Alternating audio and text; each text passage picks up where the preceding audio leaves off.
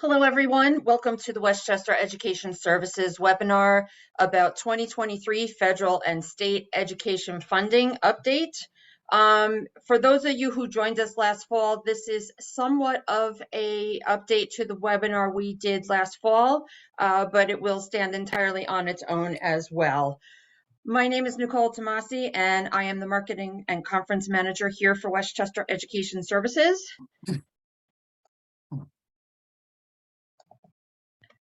And before we get started, I just want to cover off on a few general items, namely that your microphones are going to remain muted during the entire session.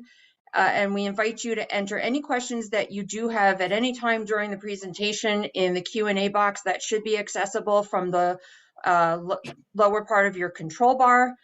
Please note that we did receive quite a few excellent questions from everybody who registered, so we may not have the opportunity to get to all the questions in the time that we have, but we will provide a question and answer document along with a recording of the video to everybody who signed up, and you should receive that next week. For those of you who are not familiar with us, a little brief overview about Westchester Education Services. We are a company that provides a full suite of product development services for education publishers and ed tech companies in both print and digital applications.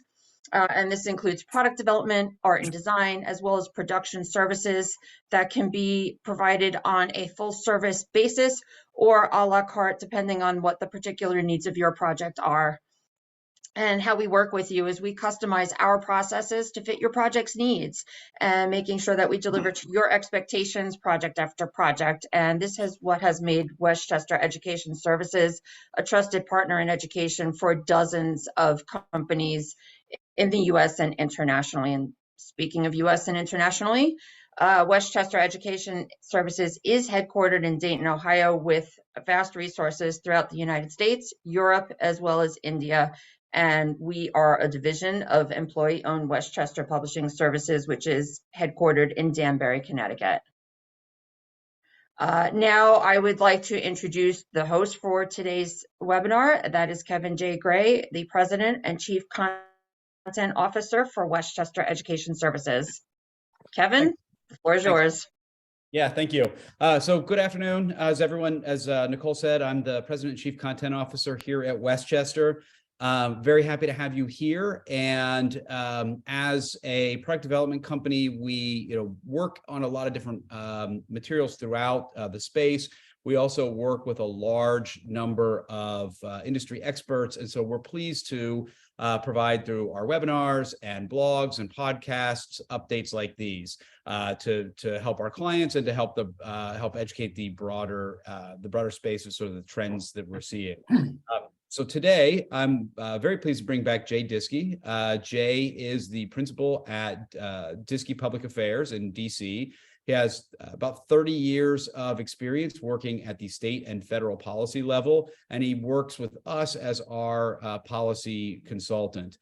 Today, as Nicole mentioned, we're going to be continuing a conversation that we started a little over a year ago with Jay, looking at federal and state educational funding in the K-12 space with an update for 2023. So, Jay, I will turn the floor over to you. Thank you, Kevin. It's great to be with you today. And yes, since our webinar last fall, there have been many developments regarding K-12 funding, both at the federal levels and at the state level. Why don't we first take a look at the federal level? And by the way, just backing up a little bit, really just 3 to 4 segments of today's discussion. I'll do federal, do state, just as I was talking about. We'll take a look at state instructional materials adoptions and open it up for questions. As Nicole mentioned early on, we received quite a few very good questions. So thanks to everybody who submitted. Moving back to what I was saying, let's look first at the federal level. In late December, Congress approved the omnibus fiscal year 2023 budget for the federal government and its agencies, including the U.S. Department of Education. K-12 education, Congress increased funding for K-12 programs by an average of 5.6% over last year's levels, which is a really nice bump up. These program increases are for the annual program allocations for every student succeeds at. For example, and by the way, 5.6 is the average across all K-12 programs, but obviously the numbers are different for individual titles, individual programs, such as Title I, which received a 4.8% increase. Title III funding for English language acquisition programs increased by 7%. The Title IV block grant funds for academic enrichment increased by 7.7%. All of these were, really nice bump up. By the way, for those who aren't familiar with the Title IV grant, this is a large block grant, has multiple purposes, including digital learning, education technology, obviously, instructional materials. It is one way that a lot of the academic enrichment programs in world language, social studies, citizenship, et cetera, are funded. There's also money, however, for student support, meaning for mental health, behavioral health, et cetera. It's a place where companies that are engaged in SEL can look for sources of funding from the school districts who receive this block grant.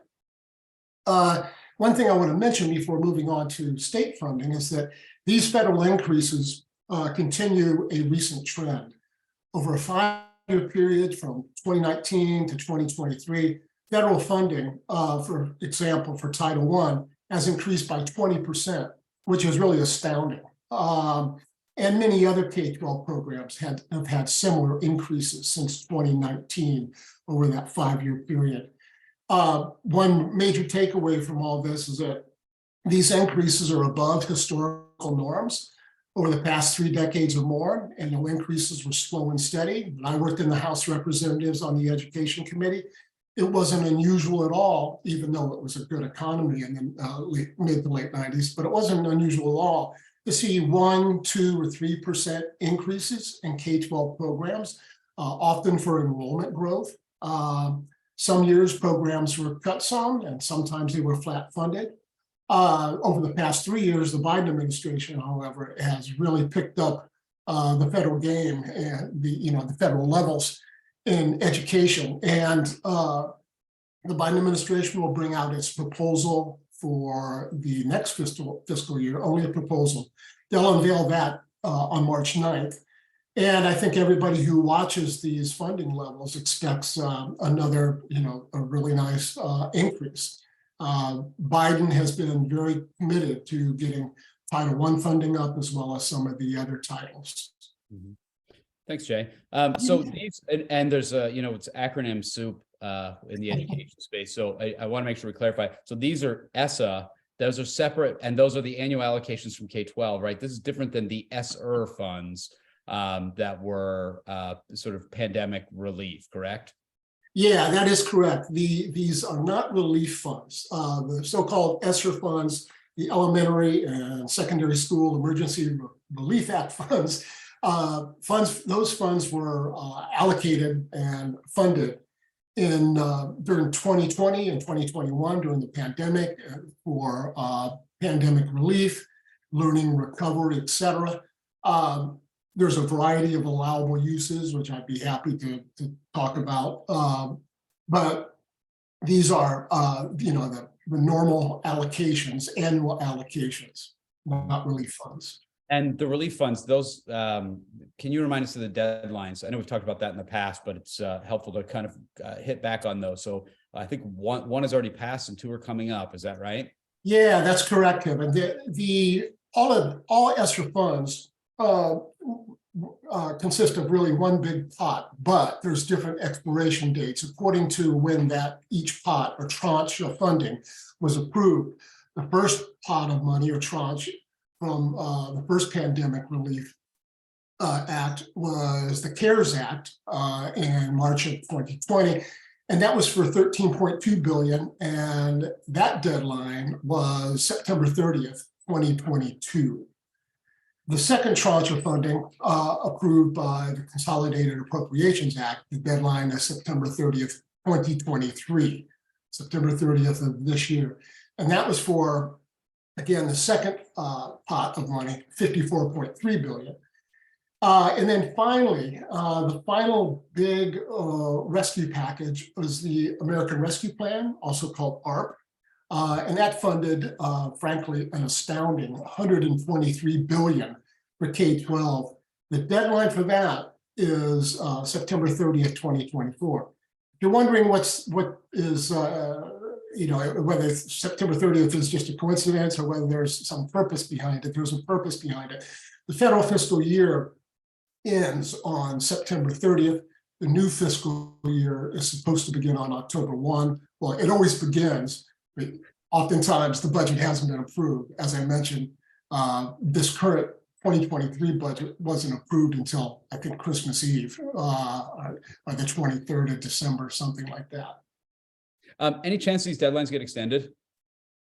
There's a lot of talk about that, but I don't think there's any appetite for it on Capitol Hill. And I, point to Capitol Hill rather than the Department of Education, because Congress would have to change this law.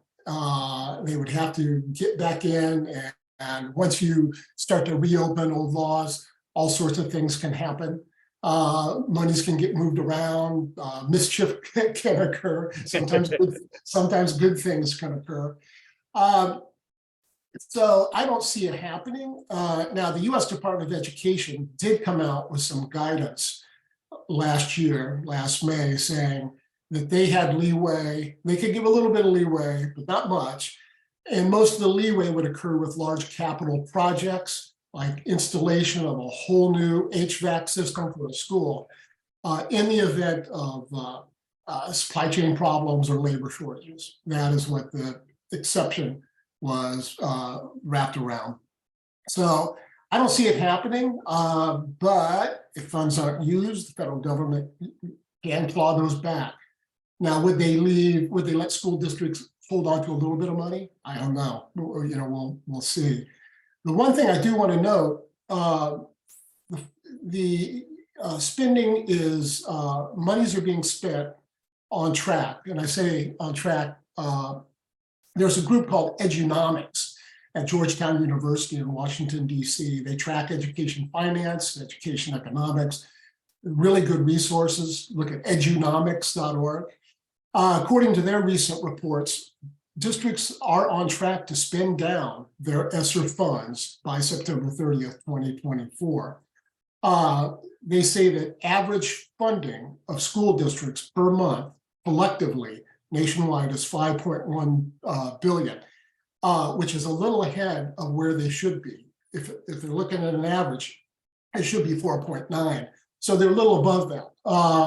So I think that school districts really kind of, finally up their game after a slow start in spending and figuring out what they want to do. And I think they seem to be well on their way to spending the money and winding it down by the deadline. Okay, good. Let's turn to states now. So in our last webinar and at the EdWeek Market Brief Summit, you had talked about the state support for K-12 in 2021 and 22 looking pretty robust. What are you seeing this year? Yeah, the increases, there's a lot of increases, but the days of earth-shattering, record-breaking, double-digit increases are probably over. Now, you do see one there in New York, which I'll explain in just a second, almost at 10%. But for the most part, Kevin,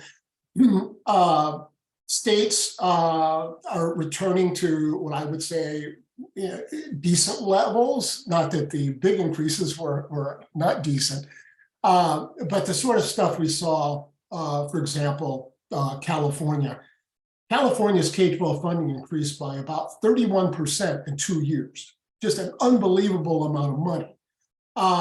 And they, and they're not going to have any increase this year. In fact, the governor, Newsom, due to a variety of factors in California, including wildfires and massive flooding in some areas, some other emergencies, he's having to trim, not drastically cut, but trim the California budget by 1.3%. Now, this is a proposal. The legislature won't really act on this until June. And by that time, if tax revenues come in a little higher in California, there may not be a cut. So we'll certainly see. One thing to note about this cut, though, the funding that Governor Newsom wants to cut is largely a very large block grant for instructional materials. The legislature last year, with Newsom's blessing, approved a $3.4 billion, 3.6, 3.4, I believe, $billion block grant, biggest block grant ever in any state's history for instructional materials. He would like to reduce it by a little over $1 billion. He wants to claw back some of the money, but it would still leave a lot of money on the table for instructional materials in California. Real quickly, you can see the other numbers. 9.9% in New York, that's for school aid. That goes directly to districts. That is a record for New York. Indiana, 6.6, Illinois, 5, Florida, 4.8, Georgia, etc. And there are some states that are cutting, but again, these are all proposals. They have to work their way through the legislative process before before becoming enacted and effective. So let's, I think this would be a good time to maybe talk about state adoptions then. Yeah, thanks, Kevin. Just the near-term outlook for state adoptions, and these are classroom implementation dates, meaning that in the case of 2023, the adoption itself, the selection process itself has pretty much ended in these states, and books will soon be ordered and all of that. Between these 2 years, when you really look, if there's any themes, science, there's a lot of science being adopted in the states. And when I say adoption states, there's 16 active adoption states, down from a high of about close to 2021, 10 years ago. There is another 1 or 2 that has statutes for adoption, but simply don't actively adopt. So it's really about 16 doing it. But science, with some STEM and CTE thrown in, we're seeing in a lot of states. There's many subjects out there. And by the way, I keep track of these adoptions, each and every one of them, and do the calendar for clients such as Kevin and other clients that want to see a schedule. Mm-hmm. Jay, one thing that I think is really notably missing here is literacy, or ELA. You want to speak to that? Yeah, it is noticeably missing. Yeah, a very good observation. And if I were to put this slide out for another 2 or 3 years, you wouldn't see that much more. I think Mississippi and Tennessee have ELA adoptions, classroom implementation, I think in 2025 or 6. So it's out there a couple of years. The reasons for it, I think first and foremost, ELA programs have become much more complex than they used to be. And with complexity, in some cases, that brings added costs because of just the different types of features in the programs are, the different, if it's print, different types of individual books being used. Another thing that appears to be going on is that states may be making changes or preparing for changes in ELA curriculum because of all the science of reading bills that have passed. I've been tracking, I do tracking of state and federal legislation. And I had a client all the way back in 2018 or 2017 asking me to track science of reading legislation. And there's been hundreds and hundreds of bills. So far this year, there's 43 that look to do a variety of things. In some cases, it's established statewide science of reading programs. Are to compel districts to use science of reading. There's some that are establishing statewide screening and intervention programs. So there's just a a great deal of activity going on in science of reading. And so I believe that states may be recalibrating their state ELA adoptions for that. And then districts may be doing it as well in the non-adoption states. So, yeah, so maybe not so much that we're not going to see adoptions. It may be that we're kind of in a wait and see period to see these sort of change, what these sort of changes bring about. And, you know, as that dam breaks, so to speak, around kind of some clarity of science of reading, we may actually start seeing an uptick in those literacy programs. yeah, that's exactly right. And there's historically with adoptions, there's certain rhythms that it got to be, I think, way back in the 80s or 90s, rather routine for, well, here comes a bunch of ELA, here comes a bunch of science, here comes a bunch of social studies adoptions. Not that every state was doing them at once, but they did seem clumped up. Some of that had to do with the major publishers bringing out new programs. However, when things changed a lot was when Common Core standards were approved in math and ELA in 2010, 2011, 2012. And so that put a lot of ELA kind of in motion at the same time. Same thing happened with next generation science standards. Yeah. But so it's interesting when you see the rhythms of the stuff, and we're seeing a lack of rhythm now with ELA. So. Yeah, but like you mentioned, big trends in science and a pickup in math too, and CTE kind of bolted onto some of that science. We're definitely seeing that from our clients too. So that makes a lot of sense. I have a whole list of questions here, Jay, that folks sent to you or to us before we got started. To those of you watching, the chat is open, or the Q&A is open. So put your questions in the Q&A. We'll try and answer them. If we don't get to all of these, I think Nicole mentioned we will send out an FAQ afterwards with some of the answers here. So I'll just dive right in. The first one, I believe the Every Student Succeed Act was due for reauthorization after the 2020 to 2021 school year. Did that occur, and have schools been relying on the omnibus appropriations bills to receive funding? If ESSER were to be reauthorized in the coming years, what improvements, if any, could be made to the statute to better support funding for education?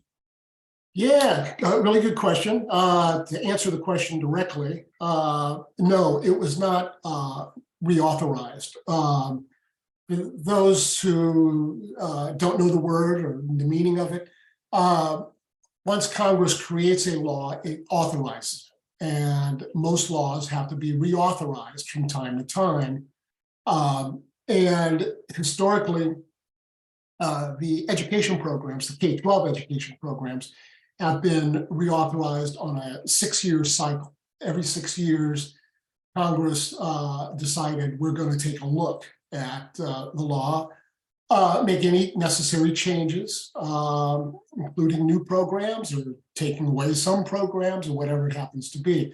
Now, if a K-12 program isn't reauthorized, it doesn't go away. It just keeps running as is.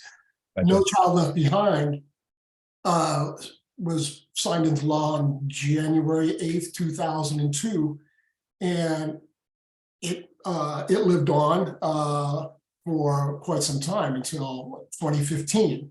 So it was more than double the normal authorization period. So right now, ESSER is going along. 2021, there was no way, given the pandemic and everything else that the Congress was doing, that it was going to authorize or reopen an authorization in this. But programs stay funded because of the appropriations, which was mentioned in the question.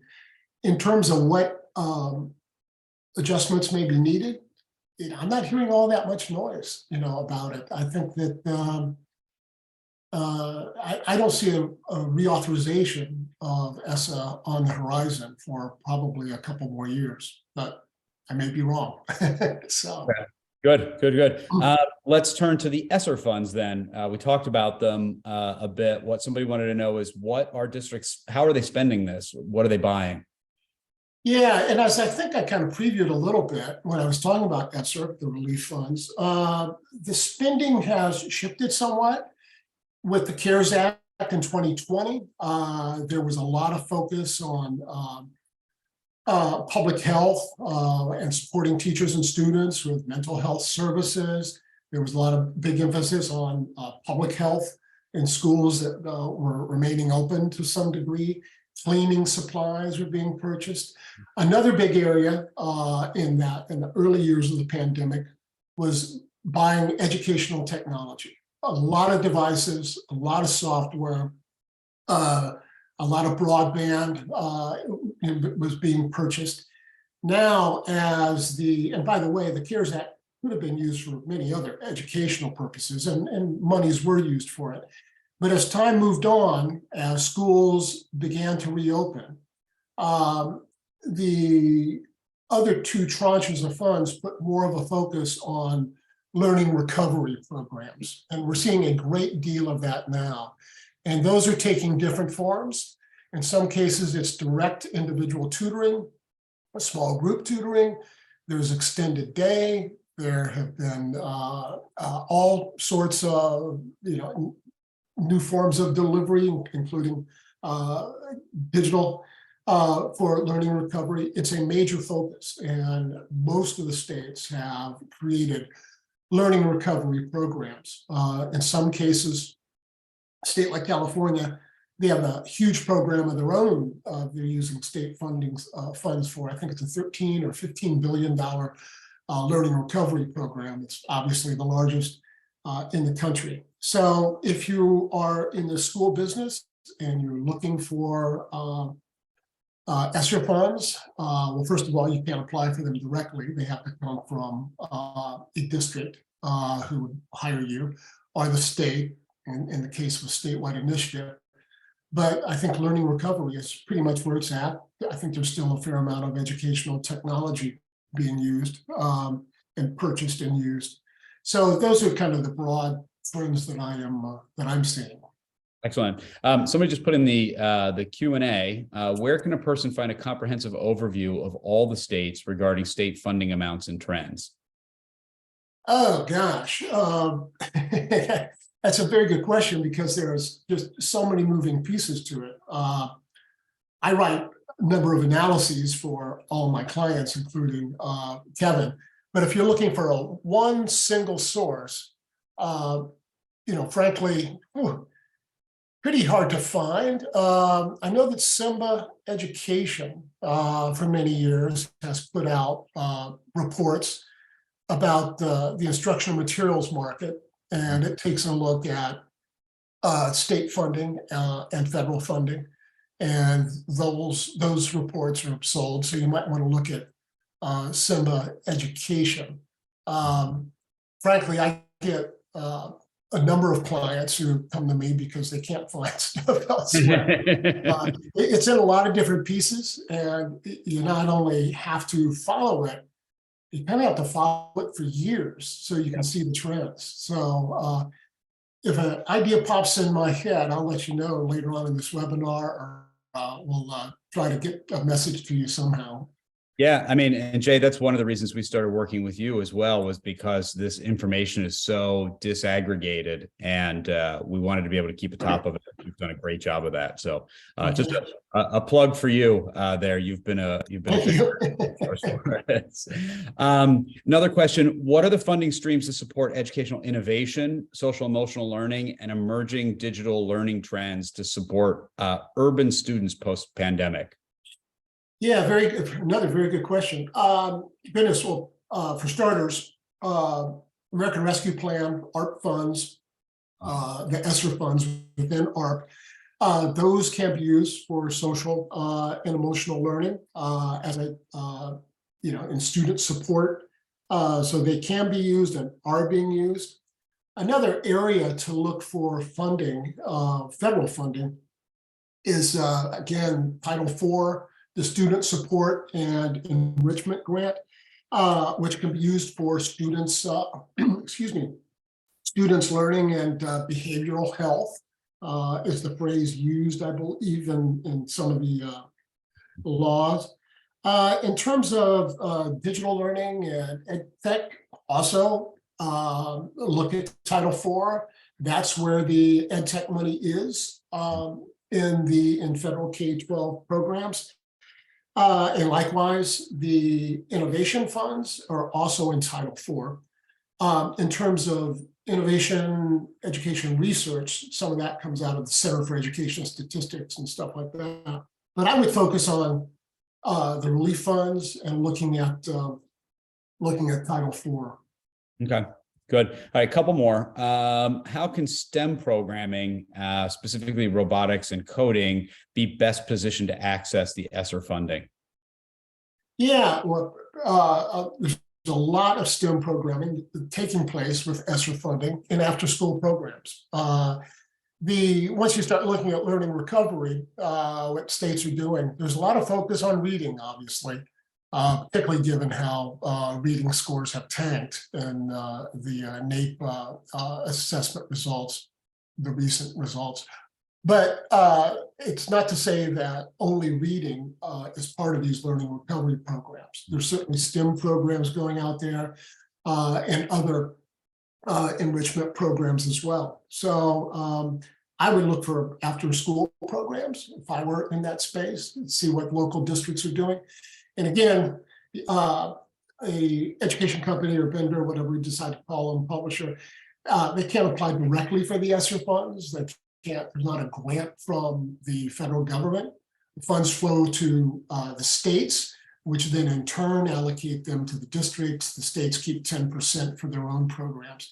So you have to find a school district or a group of school districts that has a RFP out there that needs support for whatever you happen to offer. Okay, good. Another question just came in through the Q&A. Is there specific funding for healthy, balanced lifestyle tech hackathons? Wow, specific funding. I don't think so. There are, health, excuse me, health programs are certainly purchased, but I don't know about specific monies for those. I think one mistake that's often made by education companies is that they go looking in the federal or state budget for something very specific and sometimes overlook the broad block grants like Title IV that has broad language for a range of things. It's in many education programs, particularly at the federal level, the language is pretty broad. I mean, there's things that you can't do with the funding, but there's a number of things you can do. So sometimes looking too specific, you're not going to find what you want. But if you look broadly, you might very well land on something. Okay, good. All right, I've got one more unless anything else comes in the, another one did just come in the Q&A. So let me ask this one and then I'll follow up with the next one that came in. How can nonprofits that provide out-of-school programming best position themselves to receive this funding? Is it through a school partner's budget or can they directly apply to the state? Yeah, this is much akin to a couple of things I've said in recent answers. You really have to find a school district partner.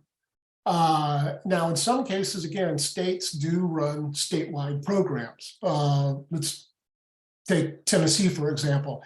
Early on in the pandemic, they announced a very big statewide learning recovery literacy program.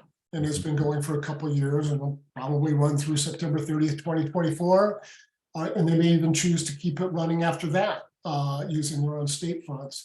So I'm sure that through the state is hiring various vendors to do things. At the same time, districts receiving money for that program, they may be hiring vendors to do things as well, including professional development, are providing materials or digital learning components, etc.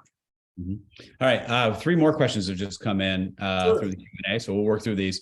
I think this is a really good question because it sort of ties in the ESSER funding and then the sort of ongoing funding. So, Are there examples of what states and districts are doing to maintain programs created or expanded with the ESSER funding after that funding expires? In other words, you spent all this money to build all this stuff up. How are you going to maintain it after September 2024? Yeah, well, that's a very good question. It's a question that a client asked me recently. And one of the things that client has me doing is making sure that in all the tracking of state legislation, I take a look for certain state programs that they've actually been able to work their way into in terms of the funding and seeing how they're supported. It's a huge question and a good one. Will all these programs just suddenly end on September 30th? Probably not. But what are states going to do to fund these? And it's a very huge question because there's all sorts of talk of a coming recession. You can read the business press, which I do every day, and there seems to be a consensus that there probably will be a soft recession in late 2023 or 2024. Well, that influences policymaking at the state and federal levels. So it's just it's kind of a wait and see game. We'll know more in 2024 and 2025. So I asked you this question in Dallas in November last year, and I think I asked it on the webinar, but someone's posed it, so I'll ask it again because I'm curious to see if the answer has changed. The dreaded funding cliff question. Are we going to see that in October 2024? What's that look like? Yeah, well, once again, it depends. It depends. It depends on whether there's a recession. When there's recessionary conditions, tax revenues go down, and when tax revenues go down in the states, education funding and all sorts of other funding, including highway funding, et cetera, those funds are kept, and states switch to austerity budgets for as long as it takes. And that's just a great unknown. The recession that really started in 2008, but most people think of it in 2009, that had ramifications for the K-12 education market well through 2012. I don't think that a lot of companies who were my members when I was at the Association of American Publishers felt that they had really started to recover until about 2012. It was a long time. Now, I don't think anyone is predicting that type of recession, but so it all depends. Yeah. Okay, two more. Would funding for resiliency, non-clinical mental health and well-being be supported? Or is it just really math, science, reading, the core subjects? Yeah, well, I assume the question is broadly federal and state. Yeah. Federal, I would think so. Again, when I've talked a lot about this Title IV enrichment grant, student support grant. A cornerstone of that grant used to be the old Safe and Drug-Free Schools Act. Was rolled into this title when ESSA was authorized in 2014 and 2015. And Safe and Drug-Free, that law has language that is currently law in Title IV, but it had a lot of mental health supports. I mentioned it earlier in terms of social and emotional learning. Now, would it support everything that the question addresses? I'm not quite so sure. That's again, I'll fall back again to what I said a little while ago, which is federal education laws and a fair number of state education laws are pretty broad. States tend to get a little more specific, but it's because they're writing state laws often to implement detailed assessment programs and things like that. But again, I've looked at Title IV for mental health issues. So looking sort of where other SEL, it seems like that's very SEL related. So looking to see where SEL funding is, and you're saying you're seeing a lot of that in Title IV. Yeah, and take a look at Castle's CASEL, which is an advocacy group that has worked on SEL issues for many years. They have very good resources, including some, castle.org. They have many resources, including some things on funding that I've recently seen there. Excellent. Okay, good. All right, another question. What is leading the growth of the CTE focus and adoption? Are there specific areas within CTE? I mean, there's 16 pathways, as we know, or is it just sort of general CTE that's getting the attention?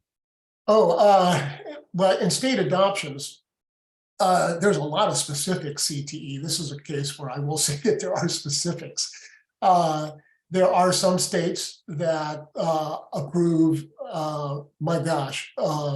dozens and dozens of types of, individual CTE programs. They may be manuals for students who are learning auto mechanics or electronics, HVAC systems. I know that I was looking at South Carolina state adoption list several weeks ago, and there's different there's even manuals for hairstyling and subjects such as that. So CTE does tend to be, far more specific than, other programs. But that's not to say that every state does dozens and dozens and dozens of subjects. Some trim it down to what they see as the highest enrollment subjects. It also seems to be what we're seeing is a trend with CTE and kind of looking at what are student success pathways and recognizing that where there used to be a heavy emphasis on college, everyone goes to college. Now they're looking at CTE as being able to augment college. There's some students that go in and do CTE programs to get ahead in their field, and some who use that to go into fields that don't necessarily require a 4-year college degree. And there seems to be what we're hearing is there seems to be a general kind of understanding that we need to look at that approach. Right. And related, somebody just asked, is there a place where we can learn about all the states that have designated CTE funding? All the states that have designated CTE funding. Goodness. Well, my feeling is nearly all do. But if you're looking for a list, that I don't know of a list of dedicated. And whoever asked the question may want to check back with me in a couple of weeks, because when you dig enough deeply for years, as I've done, you oftentimes run across things. But I don't think that there's necessarily a single list. I don't know whether any of the career tech focused associations, sometimes those, various nonprofit education associations do that sort of work. Yeah, one of the participants chimed in. There's two. There's one that I was definitely thinking of, which is the ACTE. That they Nicole probably throw that link up to their site. And then also when we were researching it, we found that looking at Perkins funding can sort of drive that. But it is not something that we found either that is. Wouldn't it be nice if all these states could work together and consolidate all their information in one place? But when it comes to adoptions and funding and that sort of thing, it's a bit of a challenge. Yeah, it certainly isn't. And those two are excellent resources.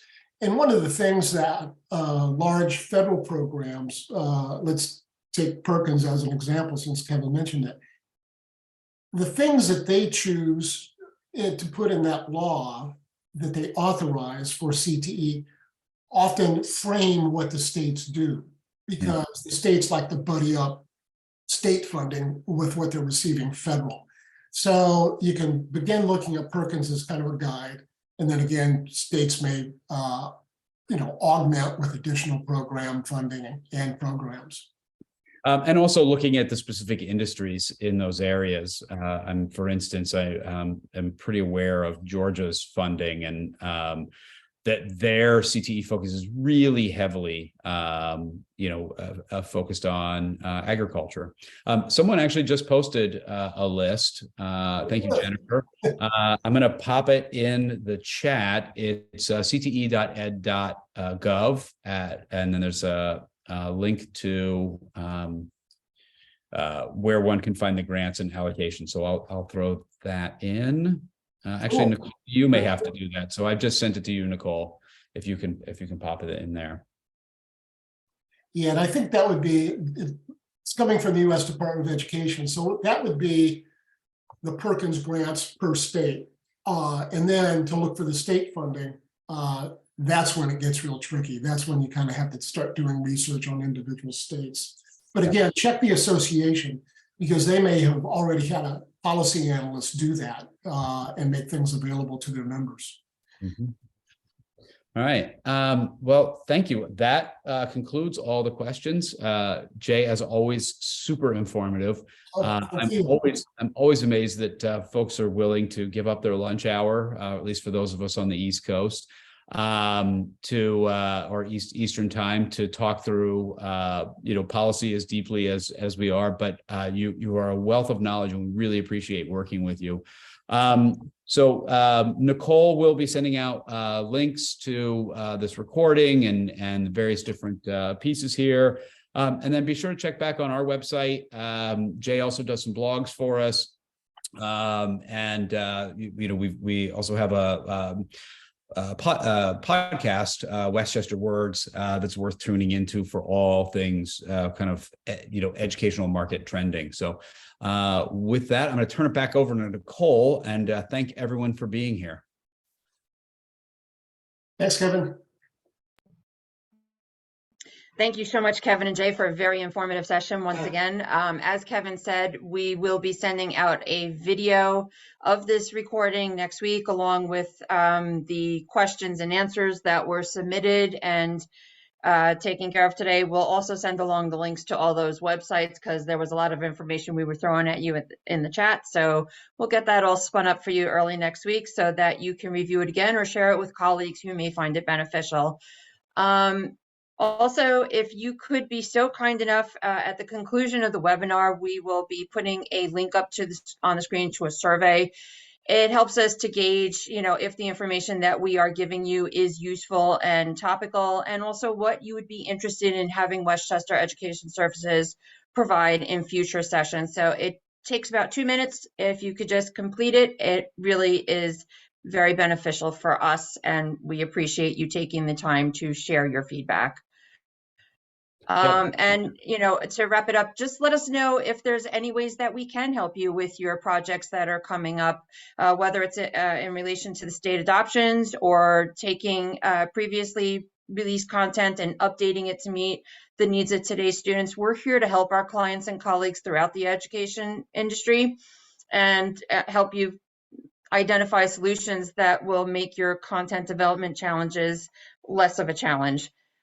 Speaking of that, we're going to be at a couple of conferences over the next 4 to 6 weeks, including BETT, which is in London at the end of March, as well as ASU GSV out in San Diego, April 17th to 19th. So if you'll be at either of those, we would love to meet you in person and talk to you about what your product development needs are. And you can make an appointment with Kevin through the email here, or visit our website. We have some more information there as well. So again, thank you everybody for taking the time, especially those of you on the East Coast who are giving up your lunch hour. We hope this was a very educational session for you, and join us again next time. Thanks, Nicole. Thanks all. Thank you, everyone.